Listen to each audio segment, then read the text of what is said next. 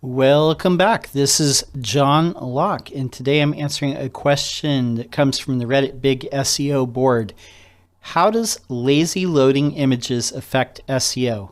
For those of you who do not know what lazy loading is, normally in a web browser, when you open a page, normally you have to wait for all the what they call render blocking content to download. So that could be files like font files, it could be JavaScript, it could be CSS, it could be images if they're render blocking. With lazy loading, basically it loads as you get near that spot in the screen. And so therefore it is not render blocking. So it makes the page load a little bit faster. Okay, that's what lazy loading is. This question says, I have built an article using Divi Builder. Divi is a page building tool.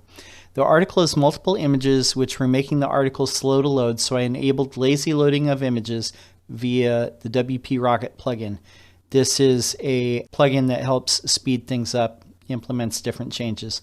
I use phrase.io to optimize my content pieces. I don't know what that is. I'm assuming it's some kind of thing where it gives you suggestions, but to do so, I paste the URL of the article in their system and selected option to fetch the article, which it did, but it failed to pull any images. It's because they're being lazy loaded. But that doesn't sound like how it normally works, but we'll go into that in a minute. So I contacted its support, and this is what they said. We looked into the issue. It seems like your website lazy loads images for performance, so they are not directly visible in the HTML. I believe this is what prevents Phrase from picking them up. Unfortunately, in a case like this, Phrase might be reliable for importing images, so you might have to ignore the image scoring feature. So that's, I don't know what this is. I'm not really sure. This makes me wonder if lazy loaded images affect the overall SEO. Does lazy loading images make the images invisible to search crawlers like Googlebot? Okay, that's an excellent question. All right, so again, let's talk about lazy loading. This is known as asynchronous loading. A design pattern commonly used in computer programming, web design and development to defer the initialization, meaning the downloading of an object until the point which it's needed. It can contribute to efficiency in the program's operation if properly and appropriately used. Okay, so it's a strategy to identify resources as non-blocking, non-critical path, meaning you don't need it to render the page immediately. It can wait a second or a fraction of a second. Loads it only when it's needed. It's a way to shorten the length of the critical rendering path, which again, we talked about this in the browser. Translates into reduced page load times. It can occur in different moments in the application, typically happens on some user interactions such as scrolling and navigation. Now, one thing that you can do is, with images, okay, specifically, when you create the code for an image, you can do the source, the src, that's the file path of the image you want to load. The alternate text, the alt attribute, that is what the screen reader reads, and then loading equals lazy. This also works on iframes. You could do loading equals lazy. Now browser support. I know it's supported in Chrome. It's supported in quite a few browsers. Let's take a look at that. Okay, so according to caniuse.com, this shows like browser support. In a lot of browsers, this is supported of actual browsers that are commonly used. About 70% or so of browsers support it. Older browsers like IE 11 and before doesn't support it. Newer versions of Microsoft Edge support this. Firefox only supports images, not iframes.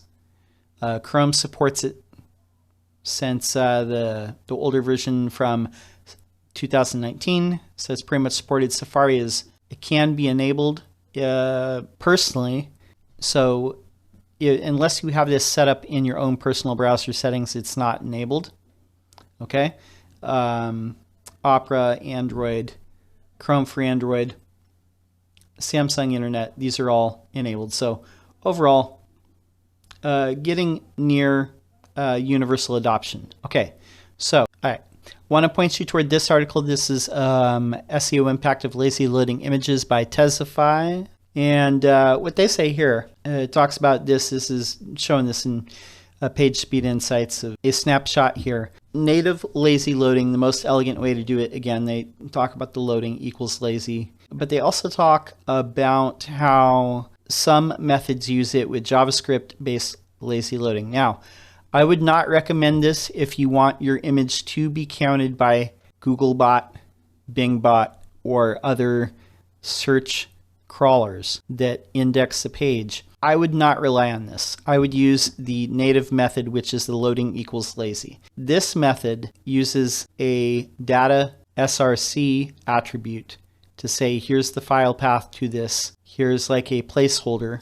You probably see this on some larger sites that do something like this. They have kind of a grayed out area. And while images are loading, this is in place. And then the JavaScript loads it at the right time, whether it's an iframe or an image. But I would not use this if you're like a small business or a medium-sized business. I would use the native method of doing this. I'll show you just really quick. If you notice this is my own homepage right here.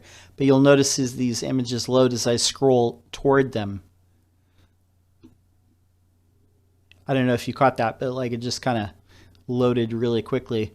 That is lazy loading. See how you've seen that like load just really quickly as we scrolled toward it? That's lazy loading. Yeah, my recommendation, no matter what this other tool, this phrase.io or whatever this is saying, or whatever it's scoring, if you are using the native method to lazy load, that should be picked up by the search crawler, whether it's Googlebot or Bingbot. The images that are there in the HTML of the page that are being loaded using the native lazy loading attribute, those should be picked up. Okay, so that's my answer to that. And my name is John Locke. My business is Lockdown Design and SEO. Putting out videos, trying to do them 3 days a week. Putting out videos quite often. And if you have an SEO question that you'd like to see answered, feel free to post your question in the comment section of any of these, and I'll be sure to answer. Thank you to all the people who have subscribed. You can see that we're past this first milestone. Our community's growing. That's awesome. That's pretty much all I have for now. Give this a thumb up. Give this a subscribe. And we'll be back again real soon. And until next time, peace.